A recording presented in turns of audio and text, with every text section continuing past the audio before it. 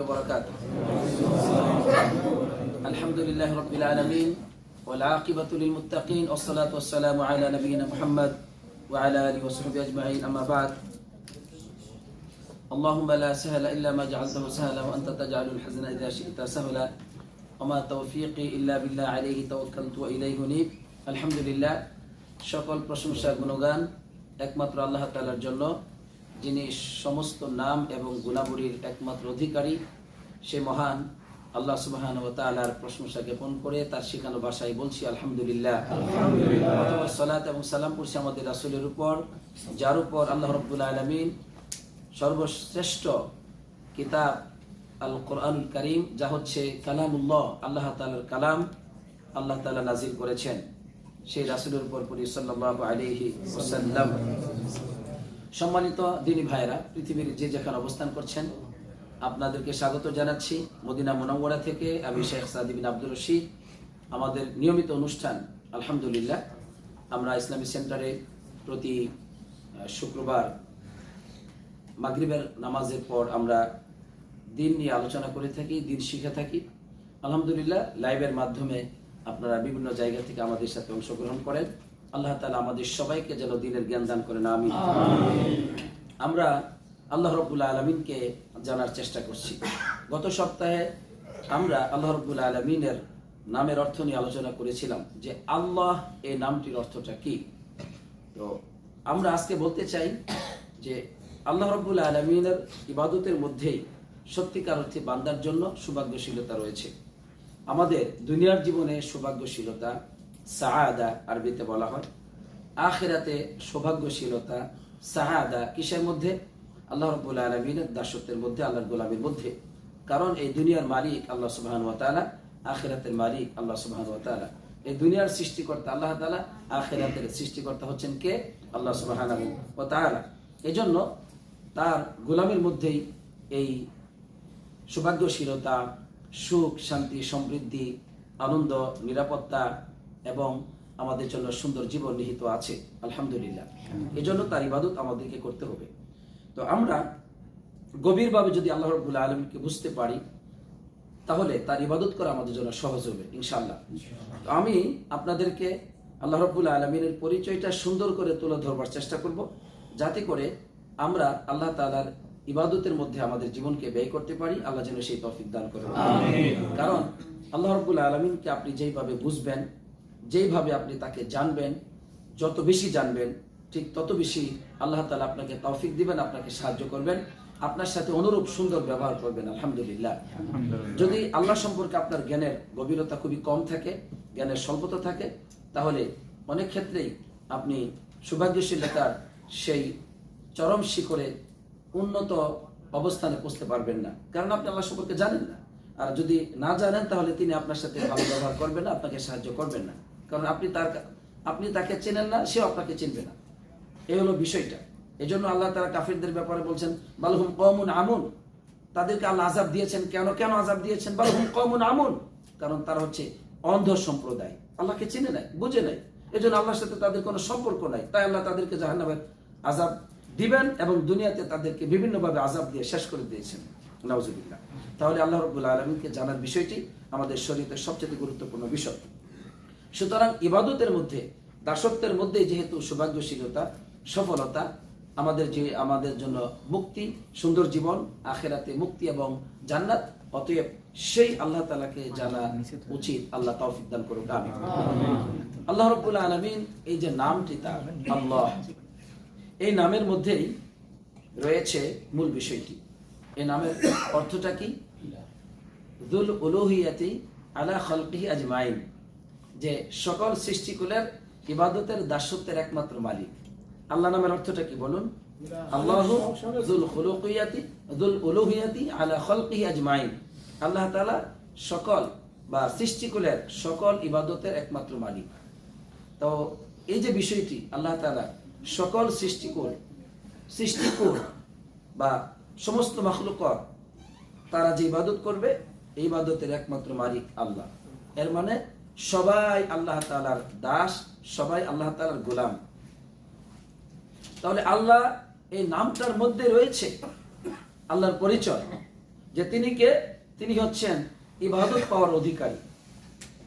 তিনি ইবাদত পাওয়ার অধিকারী, এই পরিচয়টি তিনি আমাদেরকে দিয়েছেন। এই জন্য তিনি সকল কিছুকে ইবাদতের জন্য সৃষ্টি করেছেন, সকল কিছুকে ইবাদতের জন্য সৃষ্টি করেছেন। তাই কোরআনুল কারিমে আল্লাহ সুবহানাহু ওয়া তাআলা তিনি আমাদেরকে জানিয়েছেন যে তিনি সেজদাকে পছন্দ করেন। কোন ইবাদতকে পছন্দ করেন? সেজদা একটি ইবাদত। তিনি জানিয়েছেন যে সবাই আমাকে সেজদা দেয়। ওয়ালিল্লাহি ইয়াসজুদু মান ফিস সামাওয়াতি ওয়াল আরদ, আকাশে জমিনে যা কিছু আছে সকল কিছুই একমাত্র আল্লাহ রাব্বুল আলামিনকে সেজদা দেয়। কিভাবে দেয় সেটা আল্লাহ ভালো জানেন, কিন্তু সবাই সেজদা দেয় আল্লাহ বলেছেন। তাহলে সকল কিছু আল্লাহর ইবাদত করে, সকল কিছু আল্লাহর দাস, আল্লাহর গোলাম, আল্লাহর ইবাদত করতে বাধ্য সবাই। আল্লাহ বলছেন তাওআ ওয়া কারহা, ইচ্ছা অনিচ্ছা আমার ইবাদত করতে হবে। মুমিনরা আল্লাহর ইচ্ছা ইবাদত করে, কাফেররা অনিচ্ছায়, মানে কাফেররা আল্লাহর ইবাদত করে বলতে আল্লাহর আনুগত্যের মধ্যে তাদেরকে কাটাতে হয়, সেটা হচ্ছে আল্লাহর গণ্ডির বাইরে তারা যেতে পারে না। আল্লাহ ইচ্ছা না করলে কুফরিও করতে পারবে না। তারা যত কুফরি করে, শিরিক করে, আল্লাহ যদি অনুমতি না দেন এই পাপ কাজটি করার পারবে না। যেমনটি মুমিন বান্দারা তারা ইবাদত করতে পারবে না যদি আল্লাহ অনুমতি না দেন, আল্লাহ যদি তৌফিক না দেন। তাহলে ইচ্ছা অনিচ্ছা মানছে, কিন্তু সেটা আল্লাহ পছন্দ করেন না, আর মুমিন বান্দারা পছন্দ করেন। তাহলে আল্লাহ রাব্বুল আলামিন সকল ইবাদতের একমাত্র মালিক, এটা হচ্ছে আল্লাহ নামের অর্থ। তার মধ্যে রয়েছে সিফাতুল উলুহিয়া, মানে দাসত্বের অধিকারী, দাসত্বের অধিকার, এই গুণটি তার মধ্যে রয়েছে। আলহামদুলিল্লাহ। এখন প্রশ্ন যে একমাত্র আল্লাহর ইবাদত কেন করতে হবে? আল্লাহ আমাদেরকে তার ইবাদতের জন্য কেন সৃষ্টি করলেন? তার এই যে নামটি যা আছে এই নামের জন্য, ঠিক আছে। কিন্তু তারপরও কারণ আছে আরেকটা, সেটা হলো যে এই যে আল্লাহ এর অসংখ্য নাম এবং গুণাবলী রয়েছে। যে অসংখ্য নাম এবং গুণের জন্য সবাই একমাত্র তারই গোলাম, তার ইবাদত করতে হবে। আল্লাহর অসংখ্য নাম এবং গুণাবলী আছে, এই কারণে আমাদেরকে সেই আল্লাহর ইবাদত করতে হবে। তাই কোরআনে যত নাম আছে, হাদিসে যত নাম আছে, আল্লাহ যত গুণ আছে কোরআন এবং হাদিসে, সবগুলোই আল্লাহ নামকে বোঝায়। কাকে বোঝায়? যেমন আল্লাহ গফুরুর রহিম। আল্লাহ তো সকল ইবাদতের একমাত্র মালিক, ঠিক আছে, কিন্তু আল্লাহ গফুর, ক্ষমাশীল, আল্লাহ দয়ালু, আল্লাহ রহমান, আল্লাহ রহিম, আল্লাহ করিম, আল্লাহ সামি, আল্লাহ বাসির, আল্লাহ রাজ্জাক, রিজিক দাতাকে আল্লাহ। এইভাবে সমস্ত নাম এবং গুণ কোরআন এবং সুন্নায় আল্লাহকে বোঝায়। আল্লাহ এই নামটির প্রশংসা করে সব নাম, আল্লাহ এই নামটির প্রশংসা করে অন্য সব নাম এবং গুণ, অন্য সব নাম এবং গুণ, এই সমস্ত নাম এবং গুণাবলীগুলো আপনাকে বলছে যে তাই তুমি এই আল্লাহর ইবাদত করবে। কারণ এই আল্লাহ কেমন? যেমন একটা করে বুঝে আপনাদেরকে, আল্লাহ খালিকু কুল্লি শাই, সকল কিছুর সৃষ্টিকারী। আল্লাহ বলছেন তোমরা আমার ইবাদত করবে। কেন?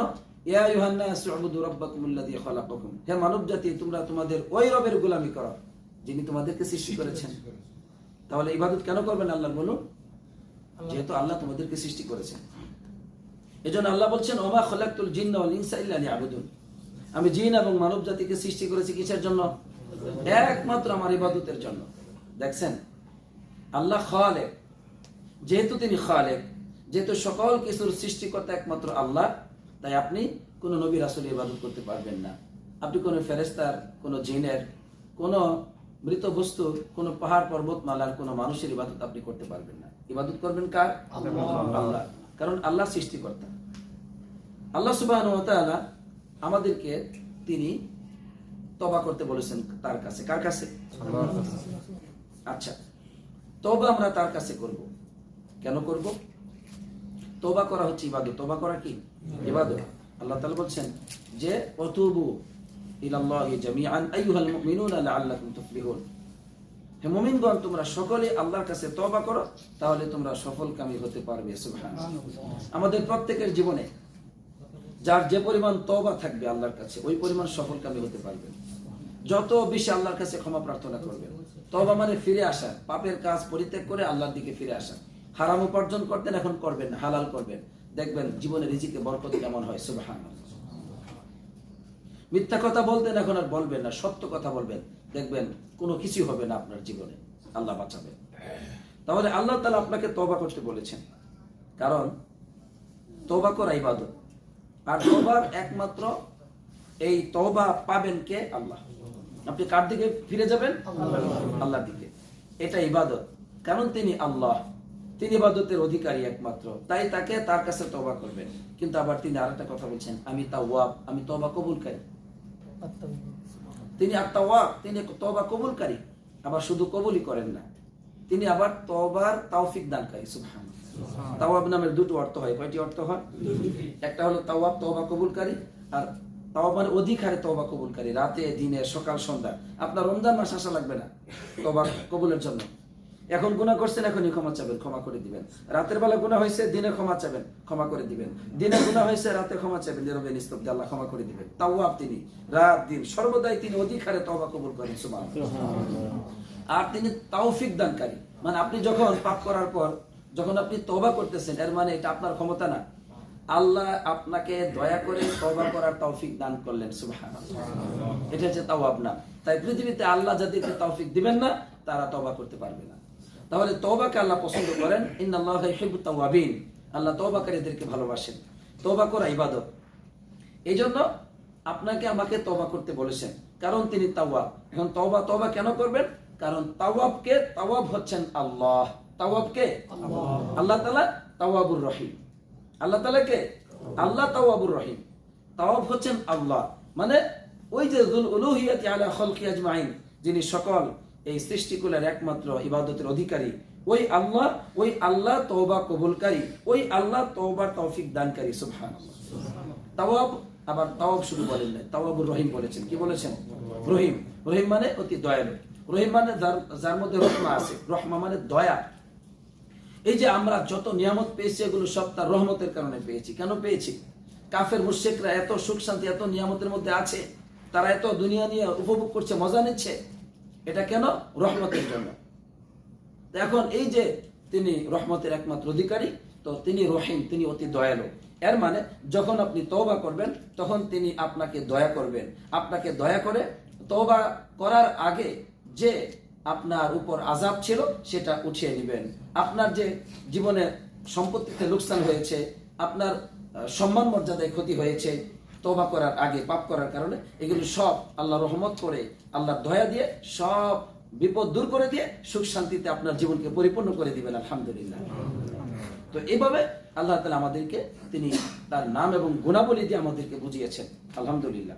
যাতে করে আমরা তাকে চিনি, তাকে আমরা যেন বুঝি। তাহলে এই বিষয়টা আমরা বুঝলাম। তাই আমাদের জীবনে যত গুনাহ হোক, তিনি আমাদেরকে বলেছেন, লা তাকনাতু মির রাহমাতিল্লাহ, আল্লাহর রহমত থেকে তোমরা নিরাশ হয়ো না। কেন? ইন্নাল্লাহা ইয়াগফিরুয যুনুবা জামিআ, আল্লাহ সব গুনাহগুলিকে ক্ষমা করে দিবেন। ইন্নাহু হুয়াল গফুরুর রহিম, তিনি ক্ষমাশীল, তিনি অতি দয়ালু। এই যে ক্ষমাশীল, তিনি ক্ষমাশীল, এজন্য আপনি তার কাছে ক্ষমা চাইবেন। আপনি বলবেন আস্তাগফিরুল্লাহ, আপনি বলবেন আস্তাগফিরুল্লাহ, আমি আল্লাহর কাছে ক্ষমা প্রার্থনা করতেছি। আল্লাহ বলছেন ইস্তাগফিরু রাব্বাকুম, তোমরা তোমাদের রবের কাছে ক্ষমা প্রার্থনা করো। কারণ কি? তিনি গফুরুর রহিম, তিনি গফুর, ক্ষমাশীল। কেমন ক্ষমাশীল? আকাশে জমিনে তার ক্ষমার কোনো তুলনা হতে পারে না। তিনি এত ক্ষমাশীল। জিনা করেছে, হত্যা করেছে, শিরিক করেছে, কুফরি করেছে, সব গুনার তিনি ক্ষমাশীল। বলছেন এমন কোন গুনাহ নেই যে গুনার আমি ক্ষমা করতে পারি না। আমি এত বড় ক্ষমাশীল, কাজে আমার কাছে তোমরা ক্ষমা চাও, আমি ক্ষমা করে দিব। আবার বলছেন শুধু ক্ষমা করব না, ফাউলাকা ইবাদদিরুল্লাহ সাইয়্যাতিহিম হাসানাত, ওই সব গুনাহগুলো আমি আল্লাহ তাআলা নেকি দ্বারা পরিবর্তন করে দিব। সুবহানাল্লাহ। কারণ কি? তিনি গফুর, আবার তিনি রহিম। গফুর ক্ষমাশীল, ক্ষমা করেছেন। রহিম আপনাকে দয়া করবেন, যেহেতু আপনি এমন একটি কাজ করেছেন যেটা তিনি পছন্দ করেন, ভালোবাসেন। অর্থাৎ ক্ষমা যদি আপনি চান, তার কাছে যদি তওবা করেন, এটা তিনি পছন্দ করেন, এটা তিনি ভালোবাসেন। এই জন্য তিনি দয়া করবেন আপনার উপর। আলহামদুলিল্লাহ।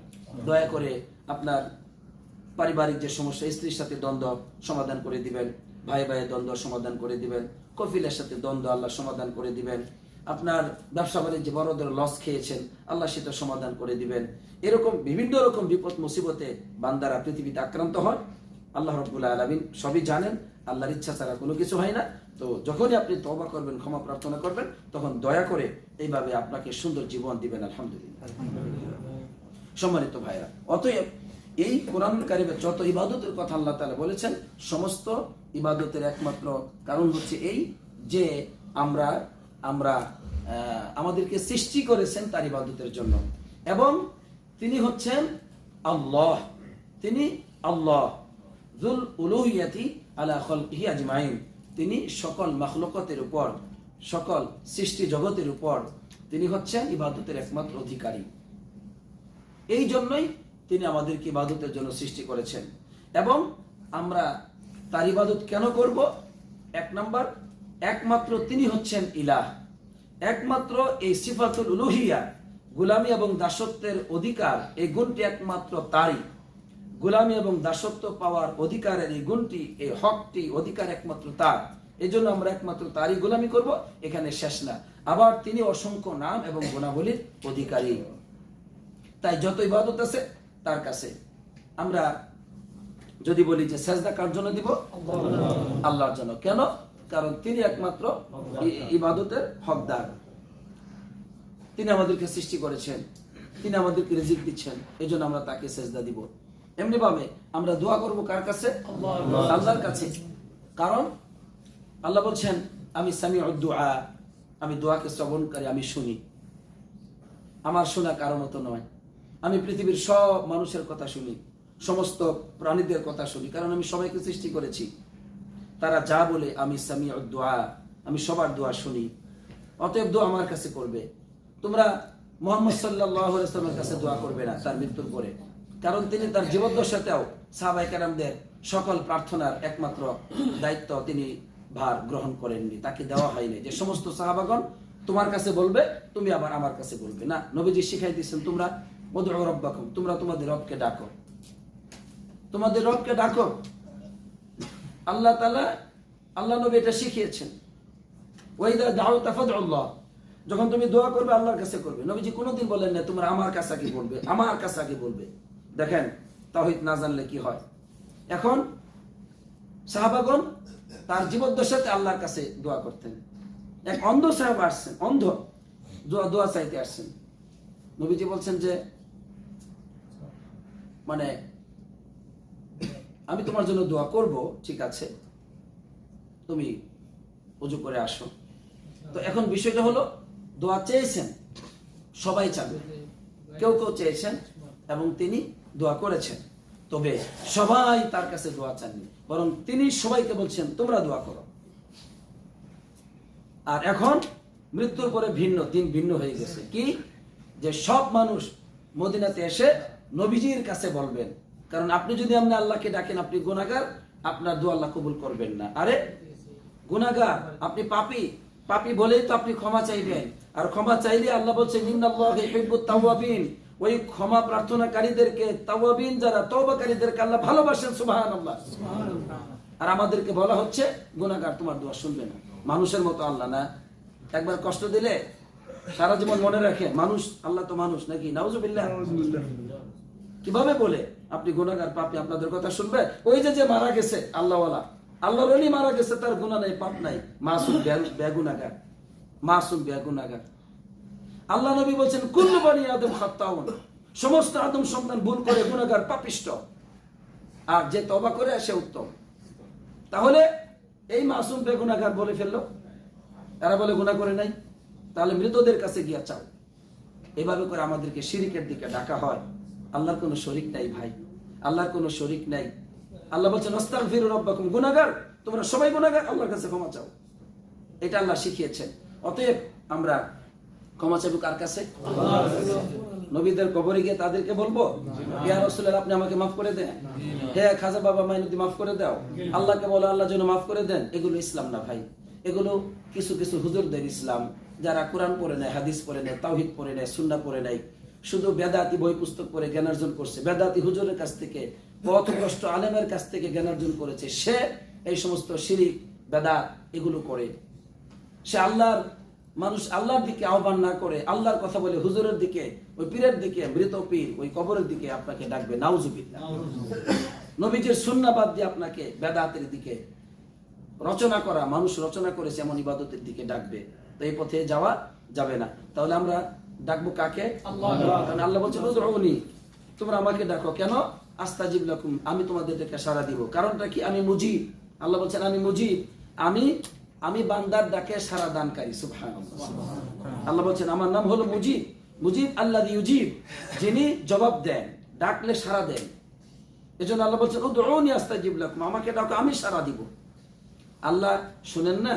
আল্লাহ বলছেন আমি তোমার সব জানি, আমি আলিমুম বিযাতিস সুদূর, আমি অন্তর্যামী। তুমি যে কোনো জায়গা থেকে আমাকে ডাকো, আমি শুনবো তোমার ডাকে এবং আমি সাড়াও দিব। আমাদেরকে তো আল্লাহ বলেন নাই কবরের কাছে গিয়ে নবীদের কবরে তোমরা সাজদা দিবে, নবীদেরকে তোমরা ডাকবে, ওলিয়া উলিয়াদেরকে তোমরা ডাকবে। এগুলো আল্লাহ নাজিল করেন নাই। এগুলো আল্লাহর সাথে শিরকুন আকবার। মুহাম্মদ সাল্লাল্লাহু আলাইহি সাল্লামকে কেউ যদি পৃথিবীর বিভিন্ন জায়গা থেকে ডাকে, তাহলে সে মুশরিক, কাফের, সে চির জাহান্নামী হবে, তওবা করে সে যদি মারা না যায়। এটা এই জন্য আল্লাহ সৃষ্টি করেন নাই যে তুমি মুহাম্মদ সাল্লাল্লাহু আলাইহি ওয়াসাল্লামকে তার মৃত্যুর পরে ডাকবে। আর জীবদ্দশায় কি সাহাবাগণ ডেকেছেন? মক্কাতে যখন সাহাবাগণ বিপদে পড়েছেন, নবীজি মদিনায়, তখন বলছেন ইয়া রাসূলুল্লাহ আপনি সাহায্য করুন, আল্লাহকে বলুন আল্লাহ যেন আমাদেরকে সাহায্য করেন। নাকি সরাসরি তারা ডেকেছেন? বলুন। আজকে কেন পরিবর্তন হলো? কারা করলো এই দিনকে পরিবর্তন? এই তাওহীদকে নষ্ট কে করলো? আমার সম্মানিত দ্বীনী ভাইয়েরা, তাহলে আমরা ইবাদত করব আল্লাহ, কারণ তিনি দোয়া শুনেন। আমরা রিজিক দেব কার কাছে? আল্লাহর কাছে, কারণ তিনি রজ্জাক, তিনি রিজিক দাতা। সুবহানাল্লাহ। আমরা এভাবে আল্লাহর উপর ভরসা করব। কার উপর? আল্লাহ বলেছেন আলাল্লাহি ফাল্যাতাওয়াক্কালিল মুমিনুন, মুমিনদের উচিত একমাত্র কার উপর ভরসা করা? আল্লাহর উপর ভরসা করা। তাহলে মুমিনগণ কার উপর ভরসা করবে? আল্লাহর। কেন? কারণ আল্লাহ তাআলা একমাত্র সাহায্যকার, এমন একজন মহান সত্তা। আল্লাহ বলছেন কোরআনে, মুহাম্মদ সাল্লাল্লাহু আলাইহি ওয়াসাল্লামকে বলছেন ওয়াতাওয়াক্কাল, হে রাসূল আপনি ভরসা করুন, আলাল হাইয়্যিল্লাযী লা ইয়ামুত, এমন সত্তার উপর ভরসা করুন যেই সত্তা মারা যাবেন না। সুবহানাল্লাহ। তিনি হাই, হাই মানে চিরঞ্জীব। হাই মানে কি? চিরঞ্জীব মানে অতীতে তিনি জীবিত ছিলেন, এমনটি না যে তিনি কখনো মৃত ছিলেন এরপরে জীবন পেয়েছেন এরপর আবার মারা যাবেন না। তিনি জীবিত ছিলেন, কখনো তিনি মৃত ছিলেন না। তিনি জীবিত আছেন, তিনি জীবিত থাকবেন, তার কখনো মৃত্যু হবে না। আলহামদুলিল্লাহ। তার জীবন হচ্ছে পরিপূর্ণ জীবন এবং তিনি সকলকে জীবন দিয়েছেন। ফেরেশতা, জিন, মানুষ, প্রাণীকুল, এই সৃষ্টিকুল সকলকে তিনি জীবন দিয়েছেন। এমন একজন চিরঞ্জীব তিনি। আর তার জীবন কেউ সৃষ্টি করে নাই, তিনি কোথাও থেকে হননি, তিনি ছিলেন, আছেন, তিনি থাকবেন। আলহামদুলিল্লাহ। তাহলে এই চিরঞ্জীব মহান সত্তার উপর আপনি ভরসা করুন। অতএব আমরা ভরসা করব কার উপর? আল্লাহর উপর। কিন্তু মানুষের উপর যদি ভরসা করেন, আচ্ছা যদি আপনি কোনো মাখলুকের উপর ভরসা করেন এমন বিষয়ে যে বিষয়ে তার ক্ষমতা নেই, তাহলে সেটা শিরিক হবে। যেমন মনে করেন আপনাকে চিকিৎসা করার ক্ষমতা আছে ডাক্তার, কিন্তু সুস্থতার ক্ষমতা কার কাছে? আল্লাহর কাছে। যদি সুস্থতা কোনো ডাক্তারের কাছে চান, এটা শিরকুন আকবার হবে, বড় শিরিক। কিন্তু চিকিৎসা করার ক্ষমতা আছে ডাক্তারের। তাই ভরসা সুস্থতার ব্যাপারে ভরসা কার উপর? আল্লাহর উপর করতে হবে। আপনাকে আখিরাতে জাহান্নাম থেকে বাঁচাবেন কে? আল্লাহ। আপনি যদি এটা অন্যের উপর ভরসা করেন যে অন্য কেউ আমাকে বাঁচাবে, অমুক মুহাম্মদ সাল্লাল্লাহু আলাইহি ওয়াসাল্লাম বাঁচাবেন, আমাদের নবী করিম মুহাম্মদ সাল্লাল্লাহু আলাইহি ওয়াসাল্লাম তিনি আমাকে বাঁচাবেন, এই জন্য ভরসা করতে হবে কার উপর?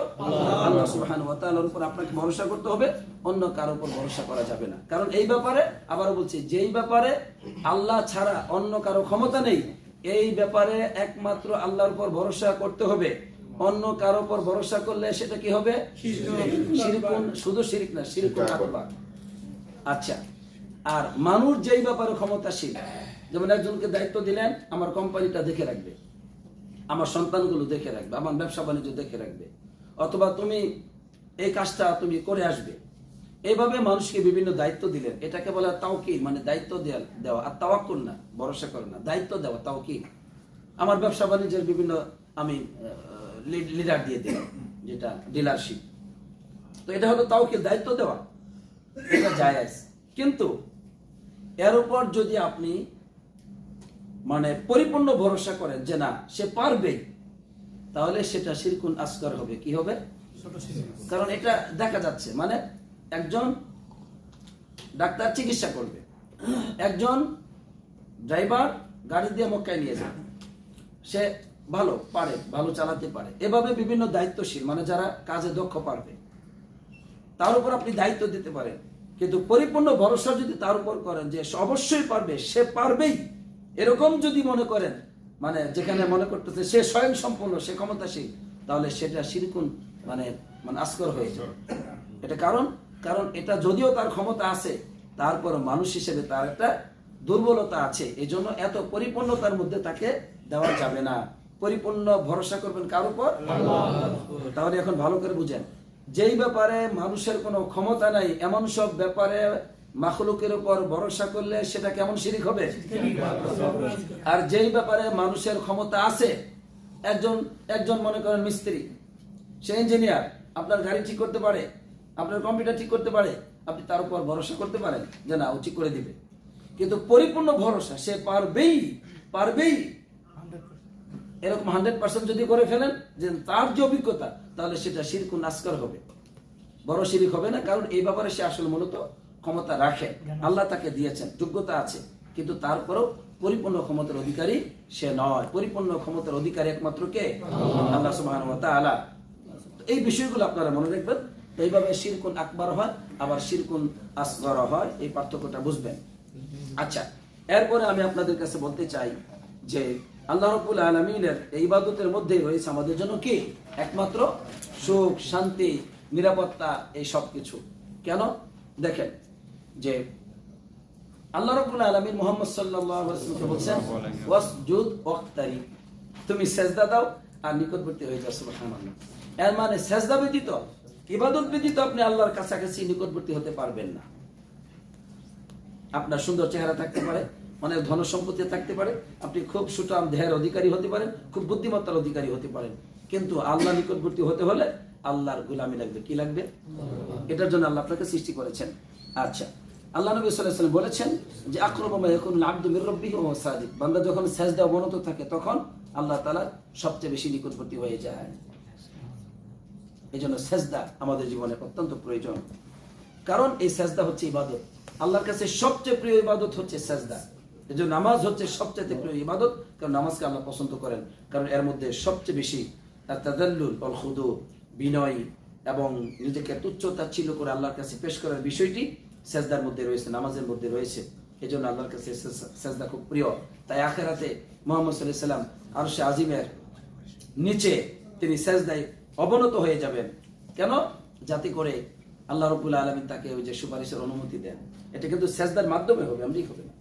সাহাবায়ে কেরামদের শ্রেষ্ঠ চরিত্রের কথা আল্লাহ তাআলা তাওরাতে নাজিল করেছেন। তাওরাতে, কোরআনে তো আছে, তাওরাতে আল্লাহ বলছেন যে তাওরাতে আছে তারাহুম রুকআন সুজদা, তারা খুব অধিক মানে রুকুকারী, সিজদাকারী। সিমাহুম ফি ওজুহিহিম মিন আথারিস সুজুদ, তাদের এই যে কপালের মধ্যে এই সিজদার চিহ্ন, নিদর্শন দেখা যাবে। সুবহানাল্লাহ। তাহলে সিজদা হচ্ছে আল্লাহ নিকটবর্তী হওয়ার মাধ্যম। আল্লাহ বুঝবার তৌফিক দান করুন। তাই সম্মানিত হতে চান, তাহলে মাধ্যম হচ্ছে সিজদা। আল্লাহ বলছেন, নবীজি বলছেন এক সাহাবাকে, আলাইকা বিকাসরাতিস সুজুদ, তোমার উপর অবধারিত হচ্ছে বেশি বেশি করে সাজদা দিবে। কেন?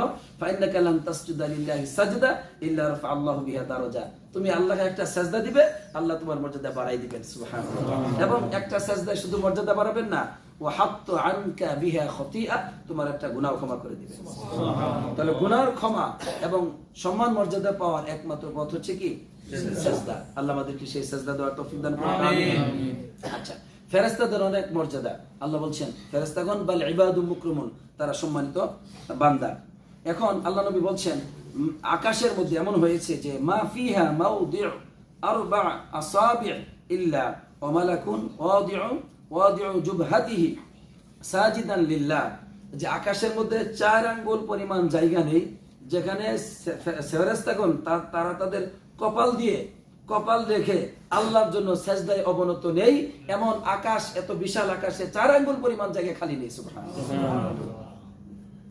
4 আঙ্গুল পরিমাণ জায়গা খালি নেই, যা আকাশে সব ফেরেশতাগণ, এত পরিমাণে ফেরেশতা তারা সেজদা অবনত আছেন। কারণ কি? আল্লাহকে যুল উলুহিয়াতি আলা খালকিহি আজমাইন, আল্লাহ সকল এই সৃষ্টিকুলের, এই সৃষ্টি জগতের, সৃষ্টিকুল মাখলুকতের একমাত্র দাসত্বের হকদার অধিকারী। এই জন্য ফেরেশতাদেরকে সৃষ্টি করেছেন ইবাদতের জন্য, তাদের কোনো গুনাহ নেই, ইবাদতের জন্য সৃষ্টি করেছেন, তারা ইবাদত করে যাচ্ছেন। আল্লাহ বলছেন তারা ওহুম লা ইফতারুন, রাত দিন আল্লাহর প্রশংসা করে, তাসবিহ পাঠ করে বিরামহীন ভাবে, সুবহানাল্লাহ। সুতরাং আমরা যদি শ্রেষ্ঠ হতে চাই তাহলে কি করতে হবে? আল্লাহকে সেজদা দিতে হবে, আল্লাহর গোলামি করতে হবে। গোলামি শুধু সেজদা না, গোলামি শুধু সালাত না। যাকাত কি ইবাদত না? সালাত ইবাদত, রুকু ইবাদত, কোরআন তেলাওয়াত ইবাদত, আল্লাহর জিকির ইবাদত, নাকি বলেন? এজন্য ইবাদত বলতে কি বোঝায়? প্রশ্ন, ইবাদত বলতে কি বোঝায়? শাইখুল ইসলাম ইবনে তাইমিয়া রাহমাতুল্লাহ আলাইহি বলছেন যে ইবাদত হচ্ছে ইসমুন জামিউন লিকুল্লি মা ইউহিব্বুল্লাহু ওয়া ইয়ারদাহু মিনাল আকওয়ালি ওয়াল আ'মালি যাহিরাতি ওয়াল বাতিনা। ইবাদত এমন একটি শব্দ, যেই শব্দটা হচ্ছে মানে সমষ্টিগত একটা শব্দ, ইসমুন জামি', সমষ্টিগত একটা শব্দ।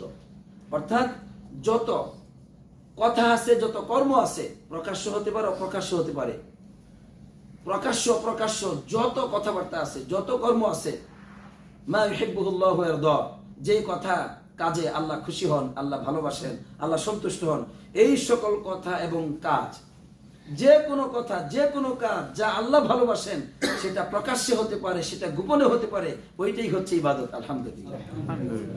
এই জন্য আপনি যেমন একজনকে আপনি সালাম দিলেন, সালাম তো একটা কথা, তাই না? এটা ইবাদত হয়ে গেল, আলহামদুলিল্লাহ। তার জন্য দোয়া করলেন, ইবাদত হয়ে যায়। একজনের সাথে ভালো ব্যবহার করলেন, সুন্দর কথা বলেন, ইবাদত হয়ে গেল। আপনি মনে করেন একজনের সাথে হাসি মুখে কথা বলছেন, কি হবে? হাসি মুখে। আল্লাহ নবী সাল্লাল্লাহু আলাইহি ওয়াসাল্লাম বলছেন যে তাবাসসুমুকা ফি ওয়াজহি আখিকা সাদাকা, তোমার এই যে তোমার ভাইয়ের সাথে তুমি একটু মুচকি হাসিতে সাক্ষাৎ করবে, তুমি মুচকি হাসি দিবে তোমার ভাইয়ের সাথে, এটা হচ্ছে সদকা। সুবহানাল্লাহ। তাহলে হাসি দেওয়া সদকা। এর মানে আমাদের জীবনে যা কিছু করব, যা আল্লাহ খুশি হন, আল্লাহ সন্তুষ্ট হন, সবই ইবাদত। আমাদের জীবনে কাজ আর কথা কম নাকি? সারাদিন তো কথা বলতে আছি, সব কথা ইবাদত না। সব কথা, অনেক কথা গুনাহ হয়, পাপ হয়, কিন্তু যেই কথা আমি আল্লাহর জন্য বলবো সে কথা কি হবে? ইবাদত হবে। আর যেই কাজ আমি আল্লাহর জন্য করব সেটা কি হবে? ইবাদত হবে।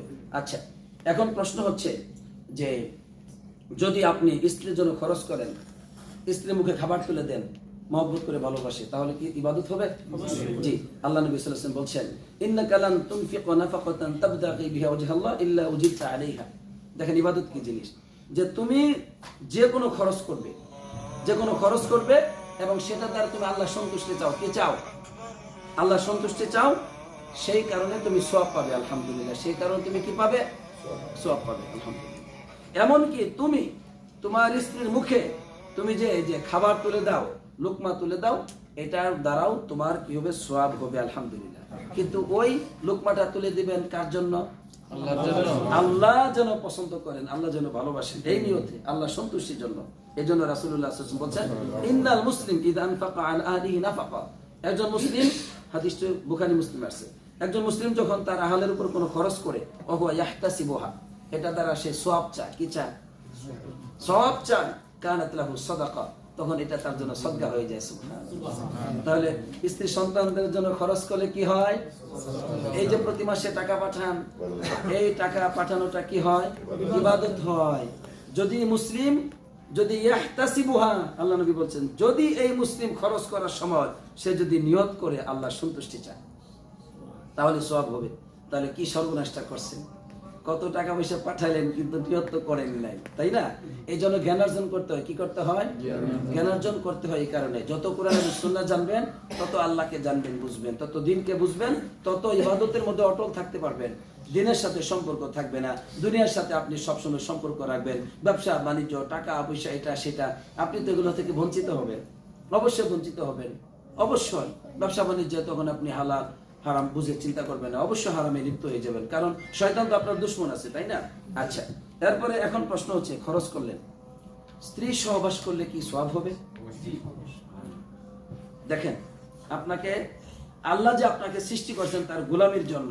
দেখেন, আপনার মধ্যে যৌন শক্তির একটা আকর্ষণ আছে, স্ত্রী সহবাসের একটা আকর্ষণ আছে। নবীজি এই ব্যাপারে বলছেন, রফি বুদই আহাদিকুম সাদাকা, তোমাদের এই যে মানে তোমাদের যে বীর্যপাত, মানে এতে তোমাদের সওয়াব হয়, মানে স্ত্রীর সাথে বীর্যপাত ঘটানোর মধ্যে কি হয়, সওয়াব হয়। তখন সাহাবাগণ বলেন, ইয়া রাসূলুল্লাহ আয়াতি আহাদুনা শাহওয়াতাহু ওয়া ইয়াকুনু লাহু ফিহা আজর, আমাদের মধ্যে একজন সে তার শাহওয়াতের জন্য আসে, তার কাম ভাব, তার মানে যৌবিক চাহিদা মেটানোর জন্য সে স্ত্রীর কাছে আসছে, এই জন্য কি সে সওয়াব পাবে? তখন নবী করিম সাল্লাল্লাহু আলাইহি ওয়াসাল্লাম তাকে বুঝিয়ে দিলেন যে আরাআইতুম লাউ আন্না ওয়াদআহা ফি হারাম আকান আলাইহি বিজরুন, তোমরা কি মনে করো সে এই কাজটা, এই বীর্যপাত সে যদি হারাম জায়গায় করতো তাহলে সেটা কি গুনাহ হতো না? অবশ্যই গুনাহ হতো। সুতরাং ইযা ওদআহা ফিল হালাম ফিল হালাল কানা লাহু আজরুন, এই বীর্যপাত যদি হালাল জায়গায় বীর্যপাত ঘটানো হয় তখন এর মাধ্যমে সওয়াব হয়। আল্লাহুম্মা লাকাল হামদু ওয়া লাকাশ শুকর। এটা হচ্ছে আমাদের দ্বীন। তাহলে এমন কি আপনি নিজের উপর যে খরচ করবেন, এই খরচটাও যদি আল্লাহ সন্তুষ্টির জন্য করেন তাহলেও আপনার সওয়াব হবে। আলহামদুলিল্লাহ, যে আমি হালাল পথে উপার্জন করছি, হালাল খাচ্ছি, আমার ক্ষুধা লাগছে, আমার স্বাস্থ্যটা যেন সুরক্ষা হয়, ভালো থাকে, এই জন্য যদি আমরা খাই এবং আল্লাহর ইবাদতের উদ্দেশ্যে খাই, যে আমাদের শক্তি হবে, আমরা ইবাদত করব ভালোভাবে, এটার জন্য যদি খাই তাহলে সেই খাবারটা সদকা। আপনার অন্য পরনারীর দিকে আপনি তাকাবেন না, আপনার লজ্জাস্থান চক্ষু যেন হেফাজত থাকে, এই জন্য যদি আপনি স্ত্রীর সহবাস করেন, এতে আল্লাহ তাআলা আপনাকে পবিত্র সুখ ও শান্তি দিবেন এবং আপনাকে আল্লাহ সুবহানাহু ওয়া তাআলা সওয়াব দিবেন। আলহামদুলিল্লাহ, একজনের সাথে হাসি মুখে কথা বলেন, এতে সওয়াব হয়। ওয়ালিল্লাহিল হামদ। তাহলে যে কোনো কাজ, যে কোনো কর্ম, যে কোনো কথা বলে সওয়াব হয়। আপনি বলেন সুবহানাল্লাহ, বলেন আলহামদুলিল্লাহ, এতে সওয়াব আছে না নাই? অনেক কষ্ট হয়েছে, কি পরিমাণে সওয়াব! তামলাউ মা বাইনাস সামাই ওয়াল আরদ, আকাশ এবং জমিন কত বড়! আকাশ কত বড়! সূর্য, এই পৃথিবী যে গ্রহটার মধ্যে আমরা জীবন যাপন করছি, এটার চাইতে কত লক্ষ গুণ বড়। আর সূর্যের কোনো অস্তিত্ব খুঁজে পাওয়া যায় না ওই আপনার গ্যালাক্সি এবং মিল্কি ওয়ে, ওই সমস্ত জায়গা। এত নক্ষত্র রাজির, নক্ষত্র গুচ্ছ, সেখানে সূর্য ছোট্ট একটা বস্তু, তারকার চাইতে সূর্য অনেক ছোট। এখন প্রশ্ন হচ্ছে, আকাশ এবং জমি সব পরিপূর্ণ হয়ে যায় সওয়াবের মাধ্যমে। কারণ আপনি আল্লাহ তার প্রশংসা করছেন, তিনি সব সৃষ্টি করেছেন, তার সব, তার জান্নাত, তার জাহান্নাম, সব নিয়ামত তার, আপনি তার নাম নিয়েছেন, তার প্রশংসা করেছেন। মানুষের একটু প্রশংসা করলে মানুষ কত খুশি হয়।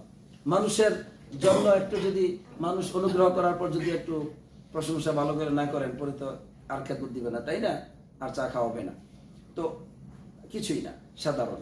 যে আল্লাহ আপনাকে সৃষ্টি করেছেন তার জন্য যদি আপনি প্রশংসা করেন, এইভাবে আপনাকে তিনি পুরস্কৃত করবেন, এত সওয়াব দিবেন। আলহামদুলিল্লাহ, আলহামদুলিল্লাহ, এটা হচ্ছে আল্লাহর বিধান।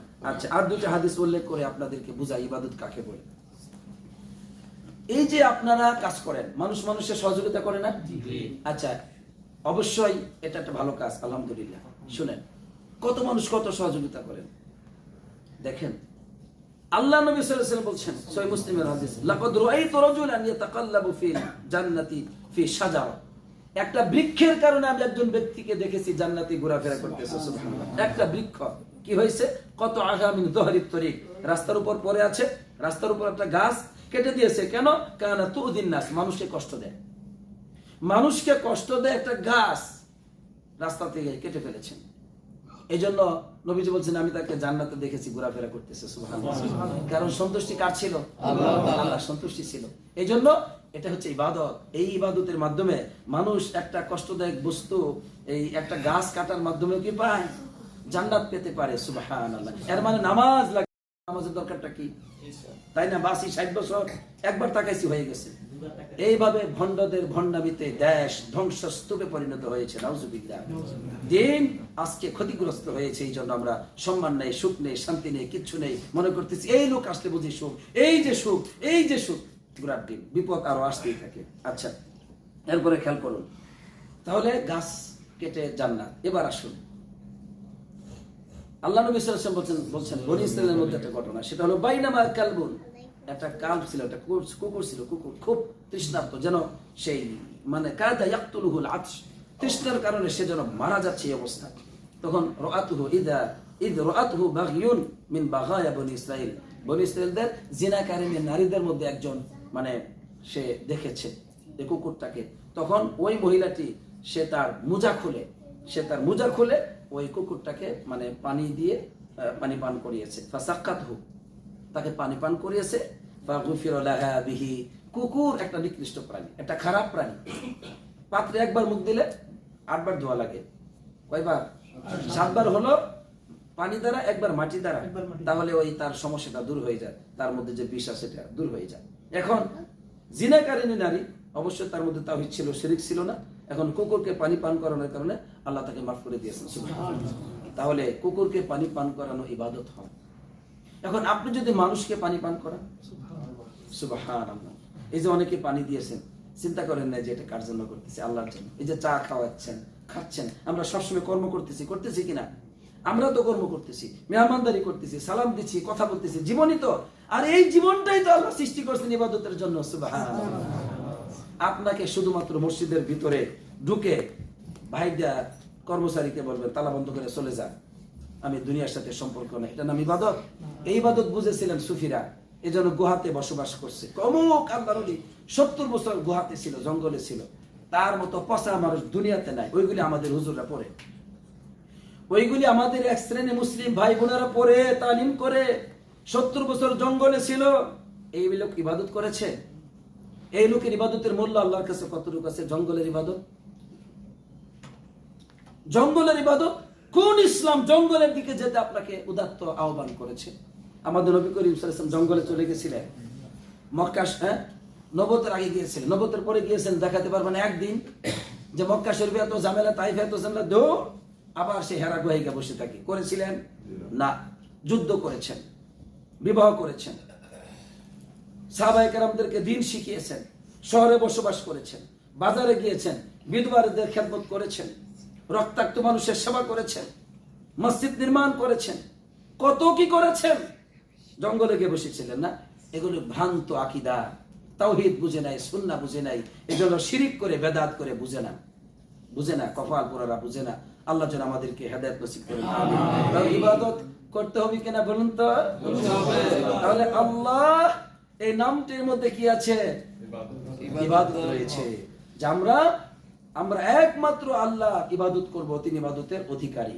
এজন্য আল্লাহ বলছেন আল্লাহু লা ইলাহা ইল্লাহু, আল্লাহ তিনি ছাড়া আর কোনো ইলাহ নাই। আল্লাহ ইলাহ, আল্লাহ মাবুদ।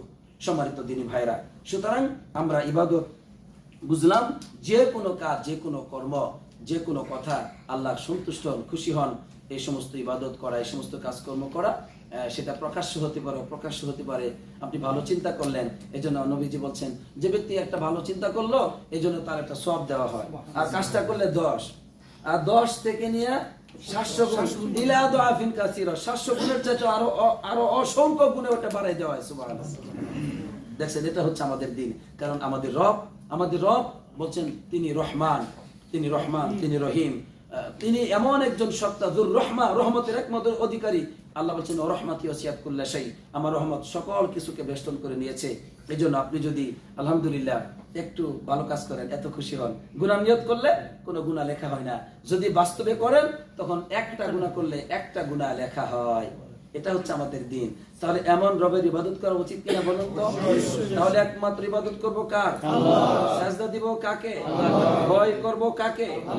রাতের অন্ধকারে গুনাহ থেকে বিরত থাকব কার জন্য? আল্লাহর জন্য। কাকে ভালোবাসার জন্য? কাকে সম্মান করার জন্য? হারাম রিজিক উপার্জন করা বাদ দিব কার জন্য? আল্লাহর ভালোবাসা, আল্লাহর মহব্বতে। আল্লাহর ভালোবাসা, আল্লাহর মহব্বতে। আগামী সপ্তাহে বলবো ইবাদতের মধ্যে দরকার দুটো জিনিস, একটা হচ্ছে মাহাব্বা আর একটা হচ্ছে তাজিম, সম্মান। ইনশাআল্লাহ আগামী সপ্তাহে আমরা এই ব্যাপারে কথা বলার চেষ্টা করব। আল্লাহ যেন আমাদেরকে সেই তৌফিক দান করেন, আমিন।